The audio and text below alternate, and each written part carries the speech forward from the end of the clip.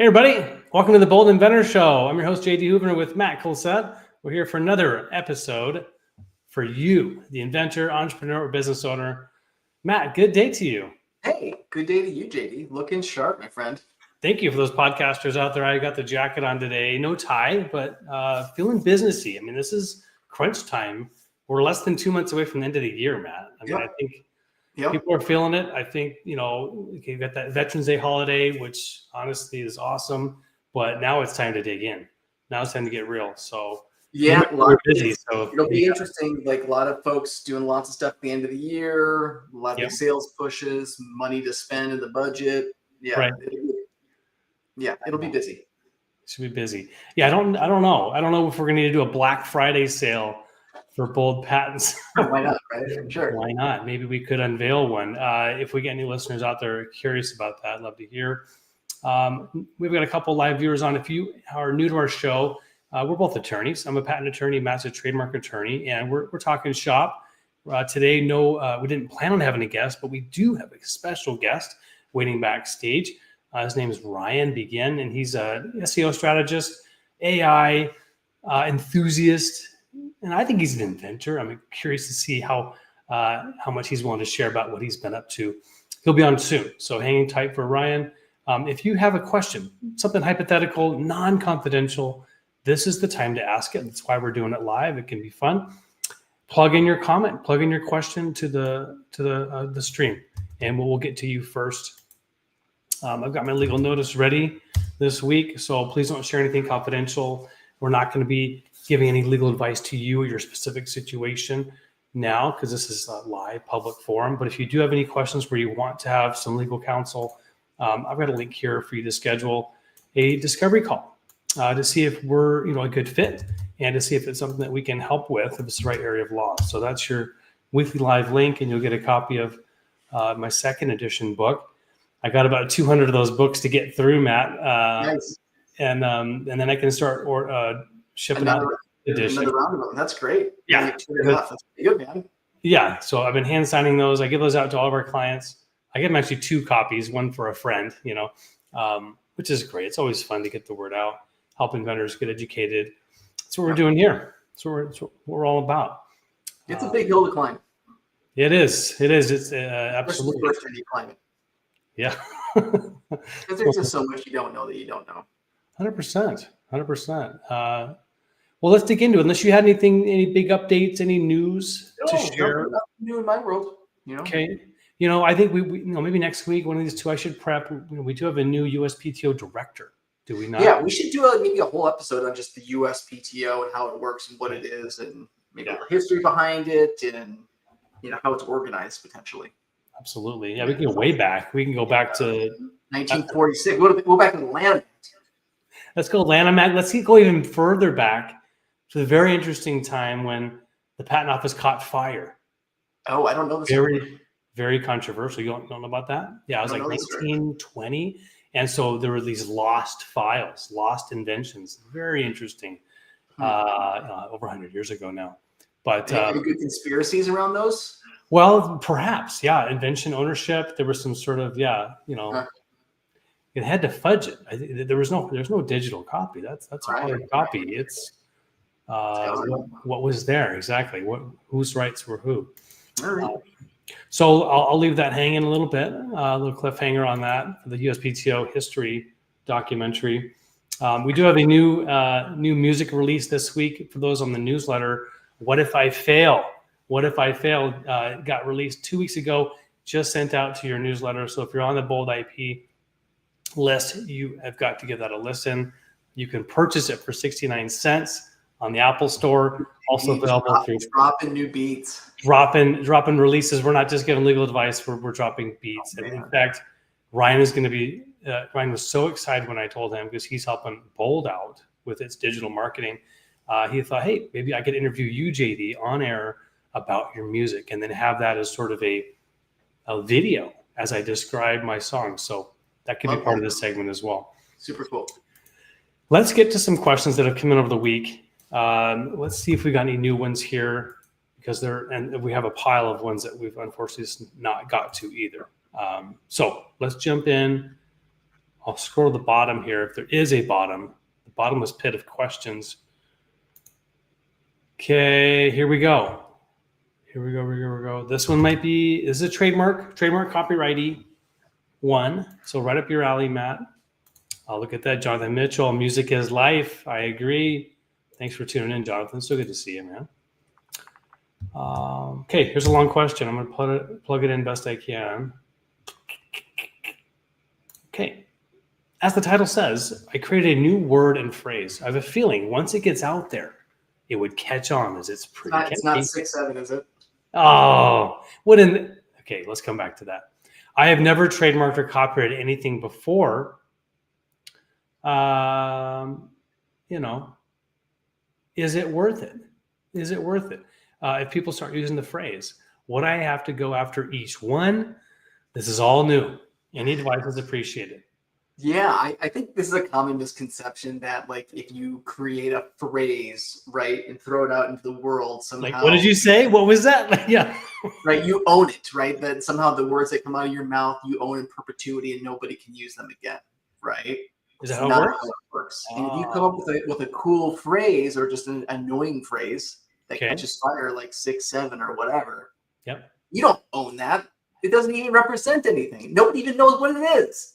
Like, it's just it's horrible. It's terrible. Yeah. So I have to jump in. So not a trademark. Okay, say again. Not a trademark. Not a trademark.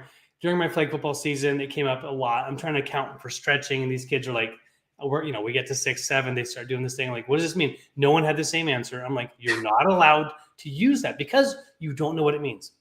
And because someone could be confused and you might hurt someone's feelings. Not allowed.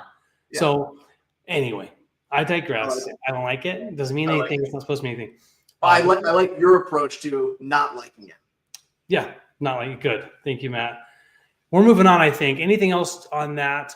No, I think we pretty much nailed it. So a trademark has to connect a consumer to a product or service. It's shorthand, right? That's Instead of me explaining to you that I like the laundry detergent that's in that orange bottle with the blue cap, and I think there's like a sun or something on it.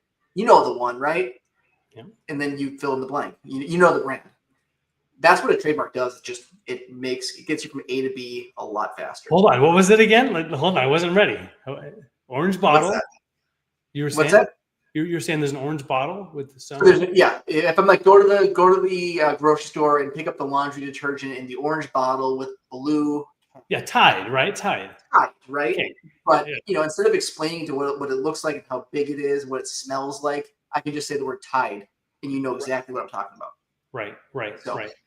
Or Nike, just do it. Okay, that's their slogan. So that over time has developed secondary meaning, and you're exactly tied to apparel, tied to sports and apparel. Love it. So yeah, it's not something you can just reserve or block. Just because you put it out in the world doesn't mean that you own it, in perpetuity, and certainly doesn't mean you own it in association with any specific good or product. Fantastic. Okay, let's see. Again, I hope this is 11-7. So let's see. I don't think we've answered this one yet. I'm glad that Mia's putting dates on these. This is awesome. Thank you, Mia. Okay, this is about open source. Did we talk open source last year? I'm wondering if I should patent my invention or just open source the whole project. A patent provides better protection. Well, that's better than open source, but is held by only one person, whereas open source has less protection. No protection. Infringements, yeah. But everyone else benefits. Which route should I take? Okay, well, I think it depends on what your goals are. It really is. If your goal is to make money, don't open source it. If you're looking to be a philanthropic, giver of information and sharing, then you could consider open source. Those are two polar opposites. They really are. The patent world, the patent laws are put in place to give financial reward, compensation edge temporarily for 20 years, up to 20 years over competitors. And when reward inventors with financial incentive to come up and share what they've come up with, what they've been working on. For some reason, you're not compelled, not motivated by money necessarily. You want to have more control or just prevent others. Call them the bad guys, the big corporations, from getting a patent on what you come up with. By open sourcing, by publishing, properly publishing, what's called a defensive publication, you effectively prohibit another individual or corporation from getting a patent on that subject matter. So there could be some other benefits beyond pure philanthropic open source. Would there ever be a situation, JD, where maybe where I go and I do get a patent on this product or this invention? Yeah. And I let some folks use it, but the reason I'm gonna go open source generally speaking with it, but I just don't want the certain group over here using it for their purposes, right? Can I just do open source, but then with the exception of not licensing basically to this particular product category? It's a really good question, Matt. I think the answer is probably, but that is really a question with regard to licensing law. And so to me, it would be between you, the inventor. Let's say you own all of it, right? You're the sole inventor. If you're going to give it to some other entity that's going to then publish it on your behalf, that's a licensing agreement. And so you're saying, hey, I'm willing to publish this. I allow you, I'm giving you some restriction on who you can share this code with. And you're going to probably set up some software parameters, some checking regarding who the entity is that's gaining access, and putting limits, right? You have to prove that you're not an entity or sign an oath that you're not going to have an obligation to be in coordination with a large entity as according to the SBA, whatever regulation. But it's all about the contract. And I'm not the best contract attorney in town. I do claim to just focus on just patents, but yeah, that's going to be a contract. And it's all done. And that's great. What's one thing you can do with a patent is it gives you the ability to transact with your rights in a way any way to make, use, or sell your invention. Have you ever done much work with Open Commons? I think that's what it's called. Isn't that like the copyright group that does a lot of Creative Commons? What is that? Creative Commons. Yeah, no, but you know what? I know a guy that does. Awesome attorney Dave Ratner.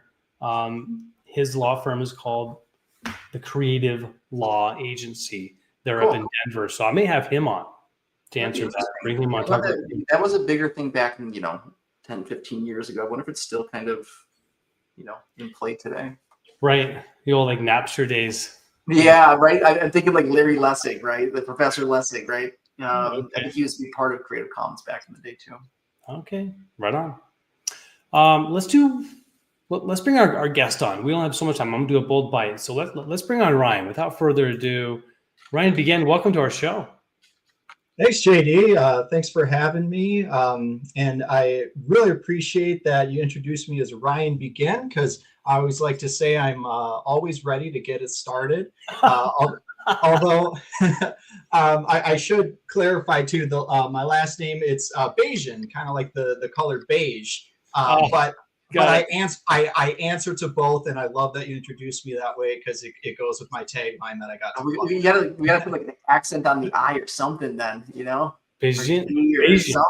Yeah. If you go up to French Canada, it's like a Smith up there. Like they you can't step without stepping on them. Yep. So the French, I think it's like an implied accent to them. They know how to do it. But yeah, my family, it's actually interesting. Like the origins of the name goes all the way back to, I understand it has like Hebrew origins, and then through migration over time, it's like it ended up in France, it ended up in Israel, the sixth prime minister of Israel, Mahatma Begin. So he pronounced it Begin, and then the Polish, which my family takes it from. So kind of cool. Getting to a little bit of my family history there too. Man, right. I was going to ask you to take us back, give us your background. I didn't know you were going to go that far back, my friend. Sorry. I definitely won't do the full timeline from there. No, awesome. So tell us about you. Where are you from? What kind of education, what kind of work are you doing? You've got the Rise Up shirt. Tell us what you've been up to. Absolutely. Yeah. So maybe I'll work backwards there, since you already mentioned Rise Up. So yeah, I currently work for Rise Up Media. So we're a digital marketing agency. We specialize in digital marketing for law firms and attorneys. So JD, you're one of our clients. Fantastic to work with. And we have so many amazing clients. We're really fortunate. But Rise Up, such a phenomenal company. I've been with them since the beginning of this year in February. Have really been blown away at just how rapidly they're growing. They actually hit the Incorporated 5,000 list the last 3 years in a row for fastest growing companies. And I'll say, just from my own personal experience, just like how quick and nimble they are to, adjust to changing landscapes. Like you and I talk all the time about the influence of AI. People searching now, getting questions answered through ChatGPT, but also Google itself, how it's integrating through AI overviews and now AI mode. I've been really impressed with how well Rise Up has been adapting to these things and really how quickly we've been moving on it all. So overall, my time in digital marketing in the legal space has been about 6 years now. Collectively, my time in digital marketing has been going on 13 years. Started back in 2013. That's when I was in college. So I attended the City College of New York for most of my education, and so that's where I graduated from. I actually graduated. I like to market it as mass comm, but it was more officially in a major with film and video production, a couple minors in English and journalism. So did a lot of great stuff out there in New York too. I'll avoid getting in the weeds with that. Prior to New York, I actually did a year of school in Santa Fe, New Mexico. I went to the Santa Fe University of Art and Design. Prior to that, I did a year of college at St. Cloud State University. That's actually while I was still in high school as part of this post-secondary education options program, PSEO, where you can earn college credits while you're still in high school. And so, that takes you back to my origins. I'm from Minnesota originally, where I currently Let's reside go. now.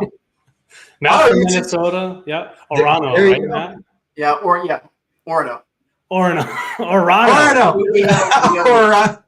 Everything out here is it's Native American names, and so the pronunciation is way different. Like Wayzata, Wayzata is right down the road, and could go on for days. But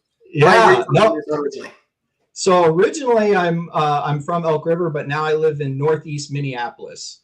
Oh, cool.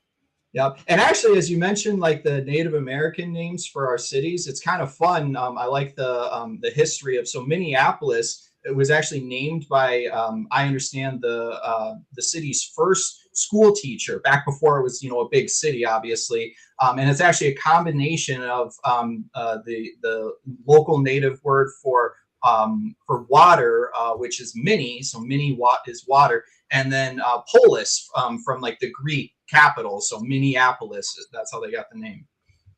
Yep. Okay. Cool. Well, thank you for that background, Ryan. I think we could hit all sorts of subjects. And and the one thing we did talk about was some of the bold soundtracks, some of the bold beats I've been dropping. I want to get some of that in, but before we jump into that, maybe we could talk a bit more. Hey, give us the 2025 update on what are the best AI tools? What are the best, call it SEO, marketing levers to pull these days? For some of us out there that are not just law firm, we're a law firm, but people with new companies that are trying to get out and share the word about their product, their service. What do you tell people? Yep. No, great question, JD. So first and foremost, I'll say the majority of tools that they have out there nowadays, especially if it's the general platforms, you got to keep in mind that they're not perfect, right? And by that I mean, they work to be incredibly helpful, and you'll probably notice it's rare that they'll come back and they'll say, "Oh, I don't know that." But one thing you can actually do when you prompt any system is you can request it hey, don't make anything up when you do this. And you can even ask it to cite your sources, or for it to cite its sources. So that's one way that, I recommend mitigating, potential false information or misleading information. But in terms of the best platforms to use, what I'll say is it's not a single platform, and even for any individual function, there is a bit of variance in that, Grok is really great as a writer. Claude, I think, is an even better writer. ChatGPT is phenomenal for research purposes, although if you want to ensure things are the most factually accurate, Perplexity is really my go-to in terms of that. But now, if you're looking to do a very specific task, right? If you're looking to tackle something, you want to make sure that you're getting a very precise output. what you actually need to do is you need to build what's called a chain. And so it's not just going to be like a single AI platform in every case. In some cases, you might be able to use it, but even with a single platform, you're going to want to actually have multiple steps involved in the chain, right? And so you kind of break down the work in the way that you would typically do it. And then through the chain, you have the different steps called nodes, where you essentially go step by step. And you can even have different like specific steps for QA, right? You can have like one AI kind of check the work of another AI as an example. So that's a really powerful way that you can do that. There's different platforms out there that you can use to start exploring building these types of chains. Make is a really popular one.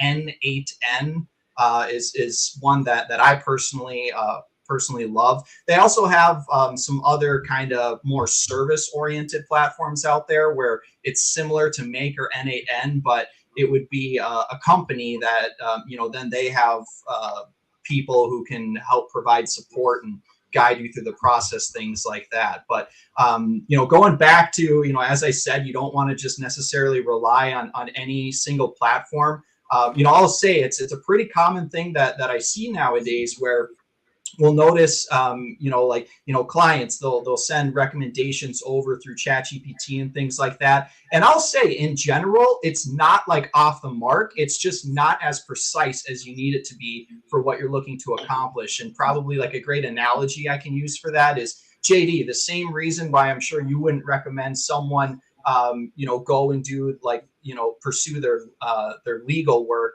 any type of like patenting or, give another practice area, right? If they were pursuing a legal case, why you can't do that 100% with ChatGPT or another AI platform is the same reason why, really for any industry, including digital marketing, you want to have an expert still guiding you along the process. And so for some companies, that might just mean, bringing someone in-house to do that for them. You don't necessarily have to work with an agency, although I'm a bit biased when it comes to the legal industry, in that, like I said, Rise Up, I've just been blown away because, whether it's a large company, which I've worked with, or, small, individual contributors, like I really think Rise Up just has like the perfect ecosystem for helping guide clients in this AI-driven world. Yeah, no, it's great. And something we've been doing, for 12 years now, is trying to show up on Google, right? Mother Google. And she's been providing, and it seems like there's a bit of an ebb, right? There's, all of a sudden people are searching on, and they've been doing it for a while now, but YouTube and certainly some of these AI platforms. And I've been humbled by the fact that Bold Patents is showing up on the results of some of these searches. I'm okay to get, if you don't mind sharing, how do you recommend to other law firms to start showing up? How do they get to the top of some of these AI? How do they become an answer? Yep. Questions. No, great question. So, one thing was actually, it was in your question, which is answers, right? And that, traditionally we've called it search engine optimization. And there's this new kind of method or general way that it's optimization is regarded. It's AEO, answer engine optimization. And now that would apply to, like ChatGPT, Perplexity, as I mentioned, Grok, but also Google itself, because there's now the Google AI overviews. And some people might also now be using Google's AI mode, which is really similar to a traditional large language model experience like ChatGPT. So, one thing that I actually want to preface with that, for any law firm, you should definitely be paying attention to is the fact that there has been a pretty drastic shift in search behavior since especially AI overviews has been introduced, because not everyone's necessarily going to ChatGPT or using Google AI mode yet. However, Google AI overviews is a part of the regular search results, right? And so it's good to know how that's been impacting things. And one major shift that we've seen is, there's a lot of topics related to the more transactional types of searches you're going after, where traditionally it was a regular strategy where, you do blog posts, on those topics so you can drive traffic to your website through those blog posts. That helps to build up authority for your website, because if you have a lot of traffic coming in with all types of searches, all topics related to your core topic, then it shows that people are engaging clearly. They're finding value in your content.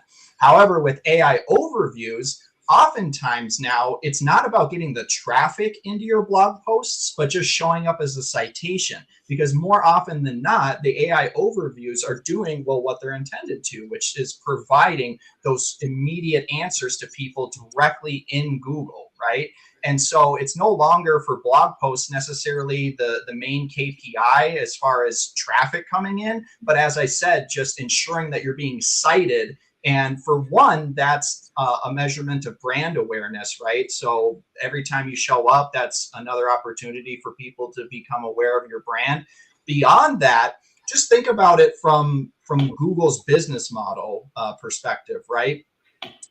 Google would be shooting itself in the foot if it did not have some type of incentive for websites to still be creating this blog content, because otherwise, what does it have to reference in order to generate its AI overviews? And so that's where the citations continues to be, or I should say another reason why the citations are a very important KPI nowadays, because that shows that Google is regarding your website as authoritative still. If it's choosing to cite you in its AI overviews, there's a higher likelihood that it's also going to recommend you then when it comes to a more transactional, or we call high intent search, like Right. Who do I hire for this particular service? Okay, that's really interesting, because I mean, like, who reads those citations? I don't, but maybe you're right. You just nailed it, I think. Is if my question is, what is a patent?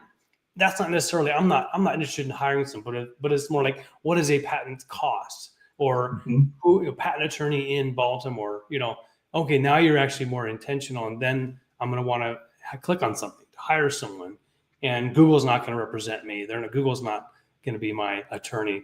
And so maybe that's when those citations really matter, is that's probably who they're going to serve up in terms of you're going to click. And I'm seeing those show up even before the sponsored. Sometimes. Google's going to make that call. And obviously, those who don't know, sponsored means paid ads. We're not currently doing, just to be full disclosure, we're not doing paid ads at the moment. And I'm just wondering if we're going to be able to compete with that on purely organic. Can you actually compete with some of those eyeballs on a transactional search?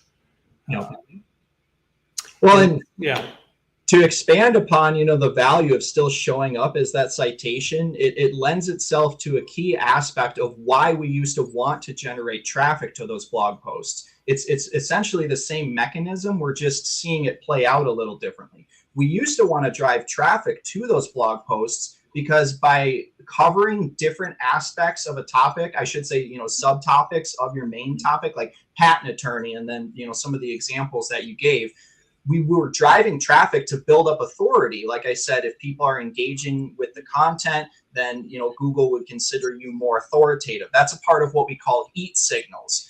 Experience, expertise, authoritativeness, and trustworthiness. So the acronym EEAT for EAT signals. Well, now showing up as a citation, that is essentially the same value as what we used to see for heavy traffic, right? So, you used to have to show up as the result, and then people would, come in as traffic. That's boosting your authority. Now to Google, it's just regularly showing up as that citation. If you see that, you're being regarded as authoritative, and you do want to cover all of those subtopics still, because going in depth, that covers the second E of the EAT signals, expertise. It shows that you have a broad range of expertise when it comes to the topic, and that you're covering all those individual subtopics. And so, Google is more than happy to include you as a citation, and eventually the end goal, recommend you as the attorney to go with, because they can see essentially your stuff. If you cover that many different aspects of a topic, then Google is knows it's more likely that a user is going to have a positive experience with your services if they do recommend you. Love it. Thank you, Ryan. Wealth of knowledge. Are you comfortable if I share your email with our audience. If anybody's out there, any other attorneys, I know we got some attorney spies out there from time to time. Check it out. Even competitors, I'm happy to share. Are you open to sharing your email address? Yeah, no, more than happy. So it's just Right. Ryan@riseupmedia.com, and Rise is spelled with a Z. So it's RIZEUPMEDIA, riseupmedia.com. Awesome. Well, let's take a break there. I got your email. Hopefully I got Ryan@riseupmedia.com. So yeah, get a hold of Ryan if you have any questions on that directly. There's his email. I want you to stay on with us. In fact, we could go to a new segment. One part of your background, which I don't know if you mentioned, was your stint in film. Yes. Okay. Yes. Was that in New York? Yeah, so I did mention, so I actually went to film school out in New York. I always like to market it as mass comm because that's been easier to get the marketing gigs, right? Especially with my minors in English and journalism. But no, so I attended the City College of New York, which actually they have the longest continuous running film program in the country. It was started back in the day by the German expressionist Hans Richter under the guise of being a documentary school, because that's the only way they could take a film school seriously back then is, oh, we're recording history. So there's an actual purpose for it. So as I said, it was under the guise of that. He turned it into a complete experimental film school, though. Like if you look at the stuff that actually came out of like some of the first classes that went through the program, it was anything but documentary. It was heavily experimental, but it actually ties right into what led me into digital marketing, because when I was attending film school, I actually had an internship at Showtime Networks, the television network, and it was in their East Coast branch in New York City there. So, when I heard I was getting a production internship, I'm like, oh, awesome. Like, I was envisioning myself being on set and, doing all the stuff I was doing in film school. But that would be on the West Coast, very, very different, right? On the East Coast is where they would put together all the promotional stuff. And so a lot of my internship in their, I think it was called Red Group production department, was actually watching a whole lot of Showtime episodes, which, oh my gosh, what a grueling internship that was, right? But actually like scrubbing through things to, find different segments and stuff that could be pieced together for promotional materials.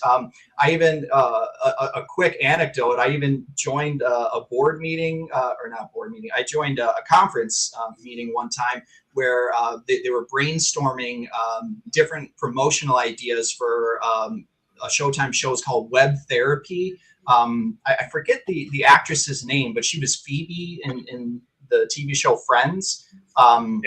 Okay. Yeah, but and What I'm talking about. Lisa, yeah, I think Lisa like Kudrow. Oh, there you go. Nice. I think, yeah. Oh yeah, yeah. My 10-year reunion. I'm thinking of a movie. Right. Anyway, Ryan, I'm gonna if you don't mind, I would like to ask that we switch. Yeah. Here, that you interview me. Yeah. Okay? About some music I've been publishing. So to sort of kick things off, I've got this link for our audience. And Matt, this might get weird, but Ryan's going to be interviewing me about some of the music I've released. That's my Spotify link. I'll do a brief screen share to just show off for some of those viewers the Spotify channel with some of the songs. And so, Ryan, would you please interview me for the next 10 to 15 minutes? And then we'll do a bold bite. After that, we'll do it. I am so into this. You're gonna do this? You're loving this? Okay, good. So these are some of the songs I've done. I assume you've got a list of these, Ryan. Yes, I do. Okay, yep. I'm putting you on the spot. So let's do it. Go ahead. Yeah, well, and before I dive into the individual hits, which I mean, there's so much to get into with each individual one. I actually first wanted to start with some kind of, just high level questions that I put together here, because I'd really like to just, gain more of a sense of how, you initially have, like what inspired you to get into doing this, because, in working with you, I'll tell you, it's not every client that is producing this kind of stuff. And it's so fun. These ideas that you bring to the table, in particular with this music venture. And quick note I wanted to say in relation to digital marketing, we talked about this earlier. doing something like this, very unique for your branding, it is great for your EAT signals because it's a differentiator that other law firms, they can't reverse engineer. It's so bold, it's so you, and I'm really excited to dive into this. So the first question that I had about your general inspiration is, well, what first inspired you to start writing songs about the world of inventing and intellectual property? Yes, good question. It was my uncle. My uncle Paul gave me a call out of the blue. Don't talk to him very often. He's like, JD, you've got to check this song out. I can't believe I produced it. Been working with Caleb, who's my nephew. And Uncle Paul is a theologian, big Christian guy, evangelical. And so he had been creating these gospel verses and put them to this music using Suno AI. I looked, I was like, oh my goodness, my Uncle Paul is creating this. It sounded really cool. It's got scripture in there and it's awesome. But I was like, goodness, how else could I use this? And thought about my business and thought, I have a lot of content. I do a lot of videos. You guys have seen my YouTube channels. I do a lot of short, little 2-3 minute segments on my daily video. And I thought, you know what? Let's give it a shot. Let me see what this thing can do. Just on a whim, tried Suno AI, using ChatGPT, found some lyrics that would work, massaged them a little bit, tweaked it here and there, and it spit out some incredible stuff. Truly, truly powerful. And I like upbeat music, big beats, EDM. I like, beats are dropping. I want to make sure that if I'm in a car, would I listen to this type of music? Would I get into it? The whole concept was just fun at first. That's really how it started. Didn't really think, oh, this is a strategy. I'm going to go land more clients this way. So that's really how it started. It's just fun. I started developing. It's like, oh my gosh, this actually sounds good. And it's got some of the words I really believe in too. Love it. Well, I think you said we're going to maybe do some previews too. I mean, people got to hear this stuff because it's, for one, it really does, like, to me, it speaks to, your clients and inventors and, what some of the experiences they're going through, but it's good music too. Like, without even, considering the lyrics and the value of that, it's got a good beat. I'm really impressed on actually how crisp a lot of it sounds. So question, like how do your experiences then as a patent attorney influence some of those stories and messages that you have in your music? Well, I think having done, content development, doing things like this live show, doing, longer form talks where it's just talking head and regurgitating the law, or doing these shorts, I've found that people resonate with clear messaging, really, really clear. Here's how you can take action. Here's how you can learn. This is the one nugget we're going to focus on. And it just seems like the messaging is better when it's really crystallized. And nothing turns your mind on like music. And so I thought, gosh, what if I could put in one nugget, one gold nugget in the form of music? So each song is basically what came out of a 3-minute video on a specific topic. And, so anyway, kind of bringing it full circle, when clients are educated, when they're hungry for knowledge, that's when I know we've got a great client. They're actually going to be better clients because they've learned something. They want to know, what's my attorney doing? They're not just saying, oh, he's my patent guy and sort of keeping at arm's length. They have a lot on the line. Almost all of our clients at Bold, this is their big shot. They have everything on the line. This is the cornerstone of what might become their whole business, their whole livelihood. Yeah. And so working that closely with an individual inventor, you gain insight as to how much it means to them. And so that's part of what I love about practicing law in this field, is because we get to help them in a very positive way. A lot of lawyers, and my brother involved, end up helping people when they're in trouble or when there's a problem. Matt and I here at Bold, we get to help people do something fun. It's such a thrilling part of the law. And so why not get the word out through some music? Yeah, no, that makes so much sense. And JD, I could just say, like, from my perspective too, it's true. Like when a client knows more about the work that you're doing. It's just the experience. It's more engaging. It's something that you can get excited about together in that regard. And I'll say that that's what it's like working with you, because I know that you, in addition to patent law, you're very well versed in digital marketing, and I've mentioned before, you're always bringing great ideas to the table. So I could definitely see how that translates in your area of work and your clients as well. So as far as the songwriting, would you see that as an extension of your work with inventors, or like it sounds like maybe a bit of that, or how much of that and how much of a creative outlet would you say? No, I mean, this came from a recent, call it a shift in how I've been doing my content. So forever I've been doing what I'll call informational. Basically assuming that whoever's listening is already interested in filing a patent.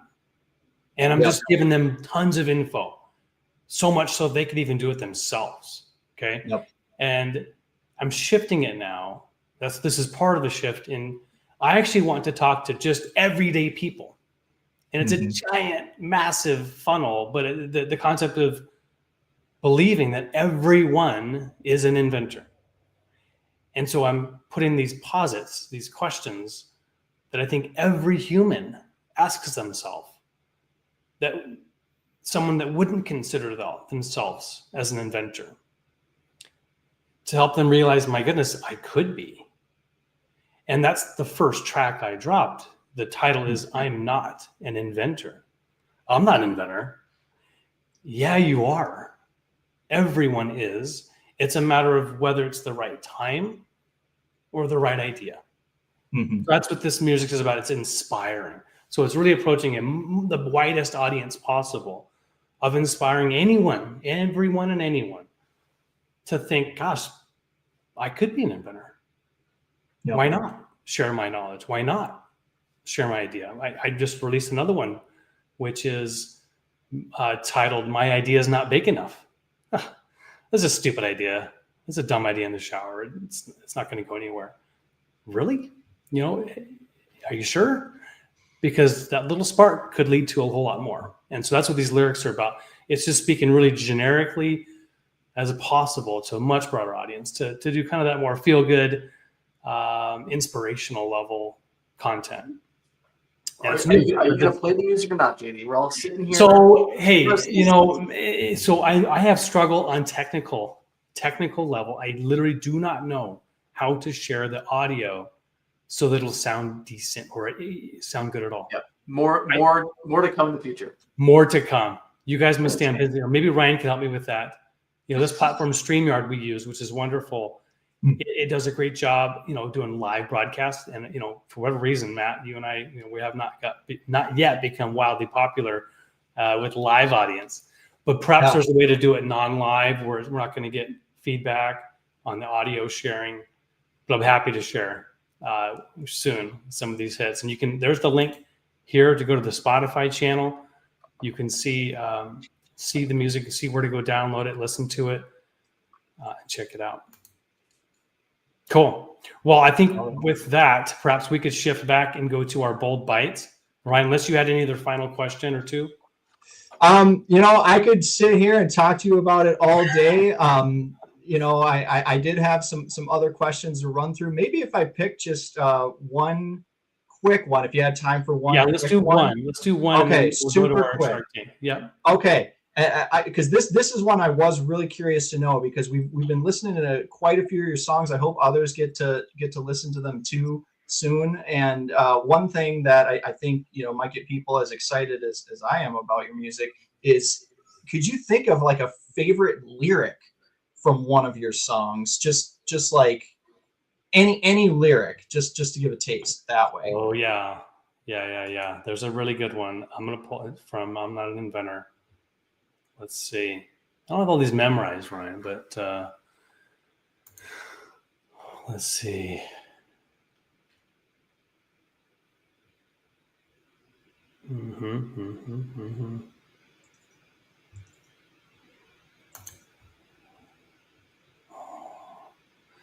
Yes.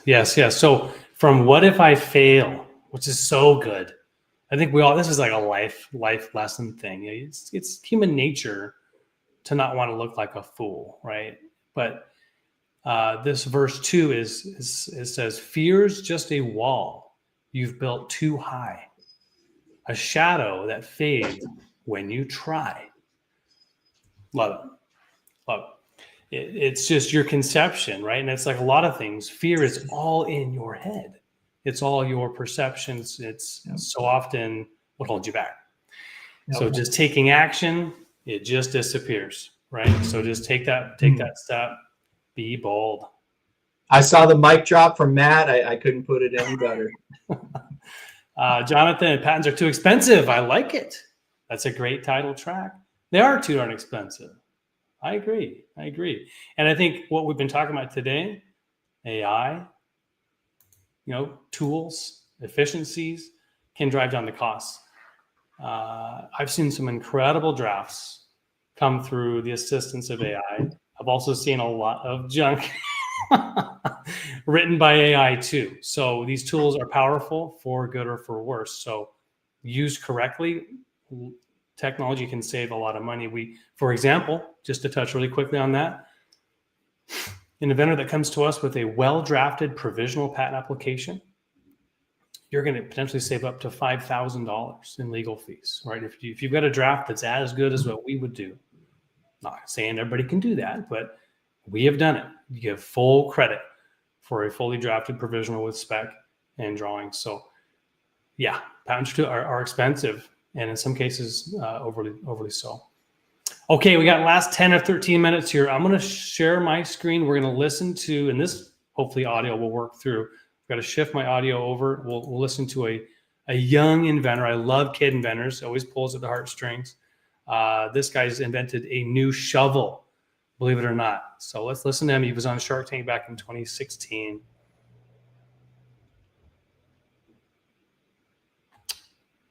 Uh-oh. Default microphone. There.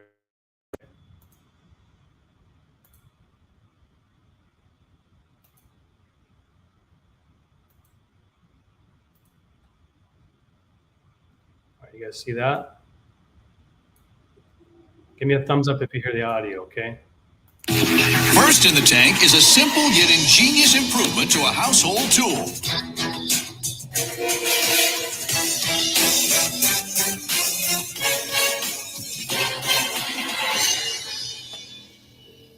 Hey Sharks, my name is Maddox Pritchard. I'm 13 years old and I'm the inventor and patent holder of the measuring shovel. And my name is Amanda Pritchard. And, well, I'm the manager of Maddox, Mom for short. We're here seeking $40,000 for 15% equity in my company. Sharks, did you know planting new plants too close together causes ugly landscapes, and it's really bad for the plants? And planting trees too deep can even kill the tree? My shovel tells us all of this. The measuring shovel has measurements from the tip of the blade up the handle, which is great for measuring your depth and spacing plants out. Are you digging what I'm saying? This is my sister Brenna. Sisters. She's helping model and demonstrate my tools. And this is my dad, Jason.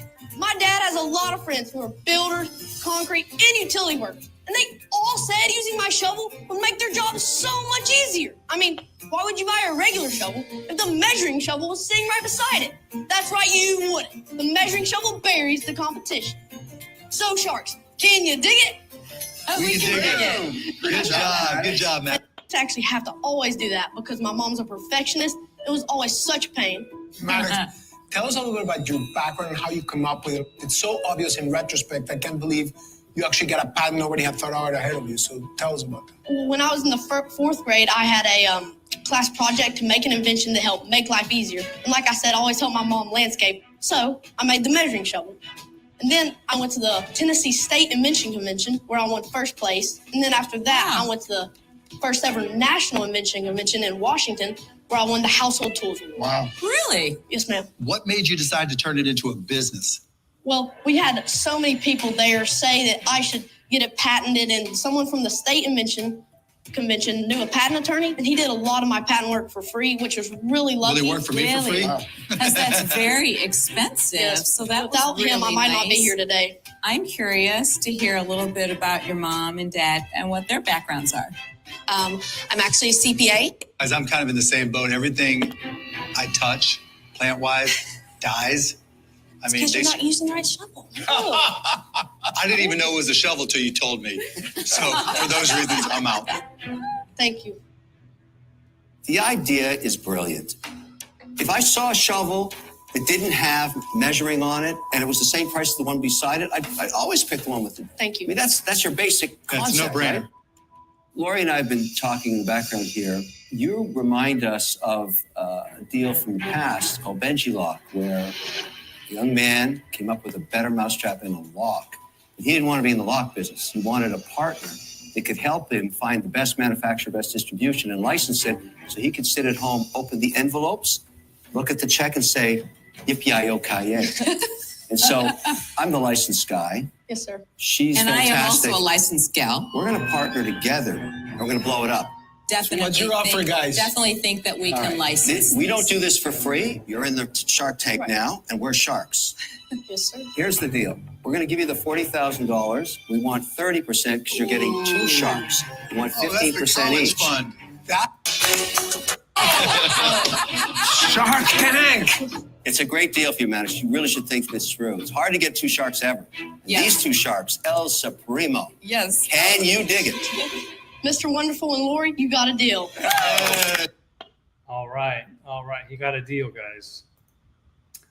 Look at that. Maddox Pritchard from Gallatin, Tennessee, did indeed get a patent, did get that 40K, but he had to give up one more percentage. I'd love to get your take.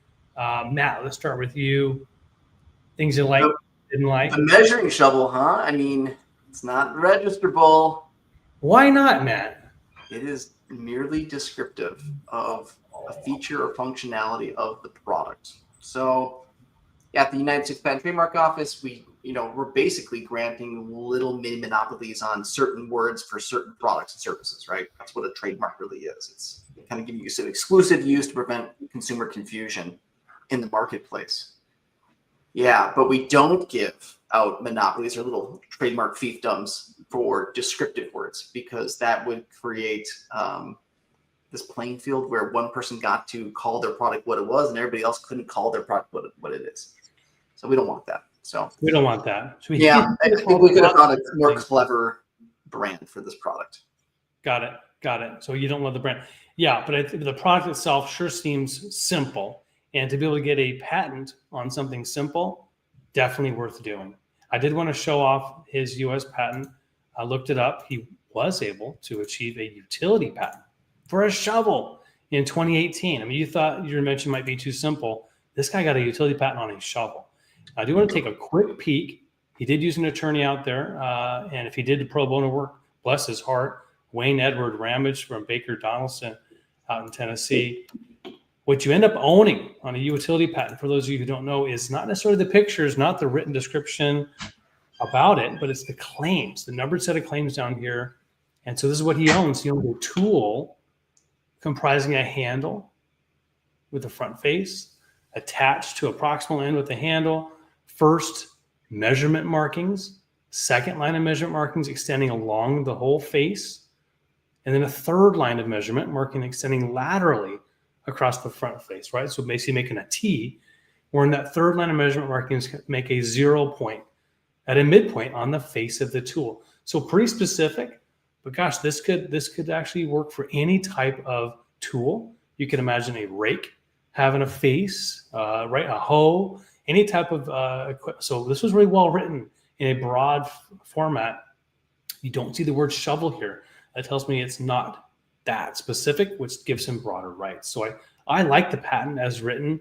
My really quick take on the independent claim. And that was issued back in 2018. So he's got 20 years till 2038. If I'm doing math right, 2038, he'll be able to be the only one out there making, using, and selling it. Super cool. Good on him. Yep. I just thought of a better name for his for the measuring stick or for the measuring. Let's hear it. Call it the yardstick. The yardstick. Okay. It's a measuring tool, so it kind of acts like a yardstick, but it's for the yards. A shovel. It's a long thing. Call it the yardstick. Yardstick. All right. I give that a 6 or 7 out of 10, Matt. I'm not like jumping up and down excited about it. Yeah. See, 7 or 8. I give it a 7 or 8. Okay. I'll take 5 or 6. Yeah. I give it a 6 or 7 too. So quick update, and what you're welcome to jump in, right? But I would say I always want to share the update. So unfortunately, while they do have their website up, the last update was as of 2022, and they don't have any product for sale yet. So, but if you're interested, they have a Facebook page. Look like they're still going after it. I'll share their themesuringshovel.com. He's still working on it, and I took a look at his Facebook page. Super sweet. He's a little kid here, but look what he's up to. Yeah, he must be like what, 26 years old now. Look at him. Last year he spoke at the Tennessee Invention Convention. Look at that. He's influencing kids. I can't see your screen right now. Oh, I can't. Well, I'm sorry. Here we go. So check them out now. Oh, look at him. Look, he's a young man. That's wild. Look at Maddox. You're right. Young man. He's sharing his experience with the youth of Tennessee Super cool. At a middle school. So he's giving back on top of that. So pretty cool story. If anything, it's inspiring others to do a lot of what he did. So it's awesome. All right. That's about the end of our show. I want to thank you, Ryan, for being with us and interviewing me today on my music. Thank you, Jonathan, for tuning in. Jonathan just reminded me that patents are too expensive. That's the name of one of my tracks. And I think that's one where I got some rap. That's a deep cut. It's a deep cut. It's like, ugh. But it's true. People think that. And so check out the music. It might inspire you in some way to get out there and invent. So for Bold Patents, for myself, Matt, wishing you guys an awesome day. Go big, go bold.